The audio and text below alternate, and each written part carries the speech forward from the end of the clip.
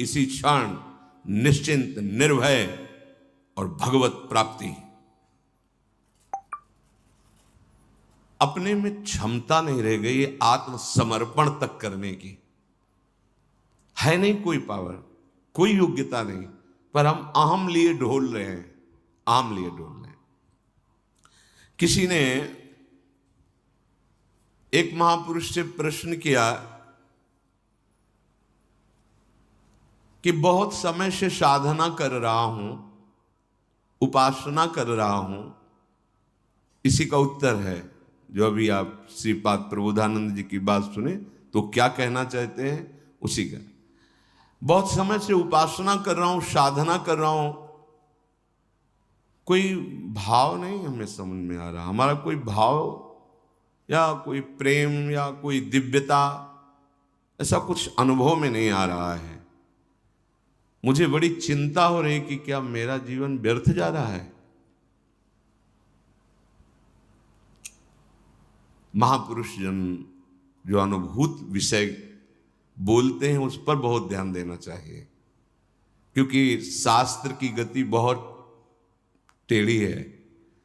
वो कह रहा है कि यहां से उत्तर की तरफ जाना है और लक्ष्य वहीं विराजमान है, पर उत्तर के बाद कितने कदम पश्चिम में जाना है ये अनुभूत महापुरुष बताएगा। इसलिए चाहे शिव विरंचि सम होई, गुरु बिनु भवनिधि तरे न कोई।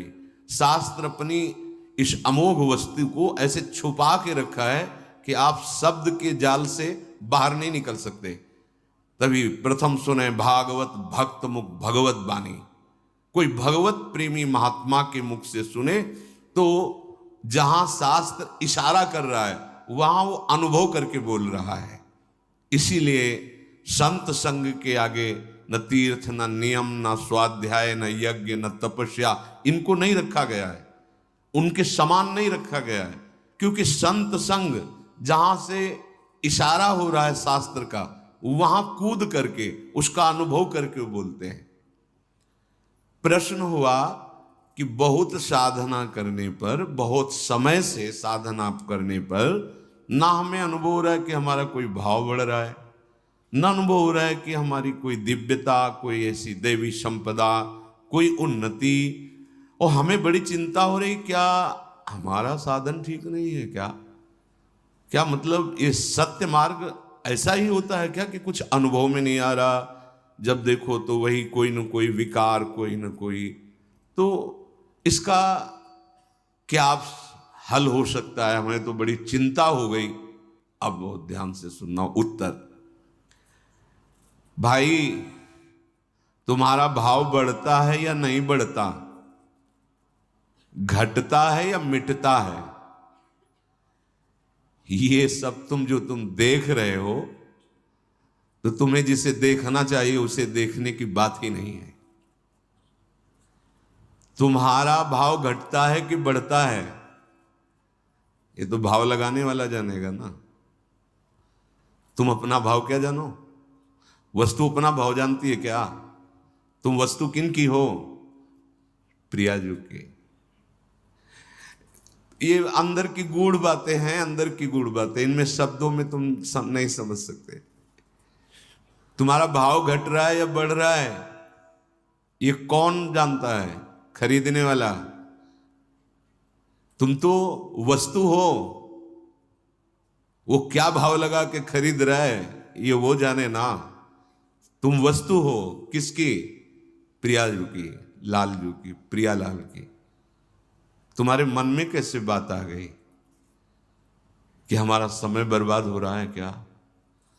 हमें चिंता हो रही कि हमारा भाव बढ़ रहा है कि नहीं बढ़ रहा है। बहुत सूक्ष्म विषय है। जिस दिन आपको लगे कि आपका भाव बढ़ रहा है उस दिन रोना कि आपका भाव गिर गया, क्योंकि अहम आ गया, आपको अनुभव में आ गया। बड़े बड़े महापुरुषों को ये हित सजनी जो हैं वो कह रहे क्वाहम तुच्छा परम अधमः प्राण्यो गर्ह कर्मा। कहाँ मैं तुच्छ, अधम, कहाँ अपराध करने वाला और कहाँ ये राधा नाम। ये तो वृंदावन की महिमा है कि हमारे जैसे तुच्छ हृदय में राधा। कौन बोल रहे? जिनके अधीन श्यामा श्याम है। श्यामा जू के अधीन लाल जू, तो लाडली लाल अधीन हित जू के, हित सजनी जू के। हम क्या सोच रहे, हमारा भाव बहुत, अभी विश्राम मिल जाएगा अगर ये बात समझ जाओगे। उपासक तो सिर्फ उपास्य देव को समर्पित हो चुका है और उसका एक ही केवल लक्ष्य है, उपास्य देव का नाम जपना। वो कभी अपनी ओर नहीं देखता जो उपासक है। इतना अच्छा आनंद अनुभव हुआ इस बात के चिंतन से कि हम लोग कहां फंस जाते हैं, कैसे हम लोग शरणागत हैं कि अपनी शरणागति का विस्मरण करके हम अहम की धरा में विचरण करने लगते हैं। बिल्कुल बिल्कुल अक्षर अक्षर मान लेना, वृंदावन में बैठे हो निश्चिंत हो जाओगे, निश्चिंत। ये इसलिए बार बार पुलकन के साथ की जैसे स्वाद लेकर खाया गया हो, फिर तो होता है तुम चिंता न करो, हमने पा के देखा है, बहुत स्वास्थ्यवर्धक है और बहुत स्वादिष्ट है। अपनी ओर देखना, अपनी चिंता करना और समर्पण का भाव दिखाना, क्या ये नाटक या दंभ नहीं है? बहुत सुलझ कर यही हमारा जीवन है। जब से श्री जी की कृपा हुई, महादेव जी की कृपा से श्री जी, और जब श्री जी की कृपा हुई तब ये जीवन जागृत हुआ। ये पहले नहीं था। पहले था इंद्रियों को अधीन करके मन को निसंकल्प करके अपने स्वरूप में स्थित हो जाओ, बस दूसरा कोई सूत्र नहीं, कोई कृपा, कोई प्रार्थना, कोई रोना धोना, कुछ नहीं। ये मार्ग था। वो जब महादेव जी की कृपा से श्री जी के चरणों का आश्रय मिला तब वो है मोक्ष मार्ग। ये है मोक्ष को भी थुत्कीकृत कर देने वाला प्रेम मार्ग। बहुत बहुत तुम अपनी चिंता करते हो, अपनी तरफ देखते हो और समर्पण का भाव भी कहते हो। क्या ये दंभ नहीं है, दिखावा नहीं? तुम समर्पित हो, तुम किसकी वस्तु हो, अब वो देखे। बहुत सुंदर। हां, तुम्हें बहुत लग रहा है ना कि तुम्हें अनुभव नहीं हो रहा, तो जांच के देखो तुम्हारी साधना क्या है। शास्त्रीय सिद्धांत के अनुसार साधना करो, हम तुम्हें सपोर्ट करते हैं, करो साधना।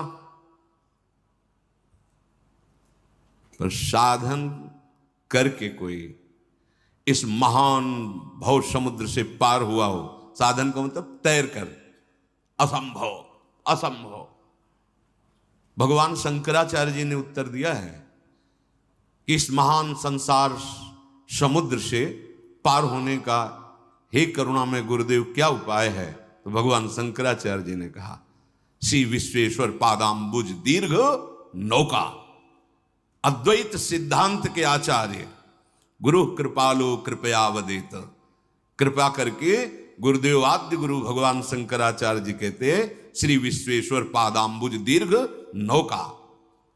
इस संसार समुद्र से पार होने का उपाय एकमात्र विश्वेश्वर भगवान के चरणारविंद की नौका। ये बात करें अद्वैत सिद्धांत के आचार्य।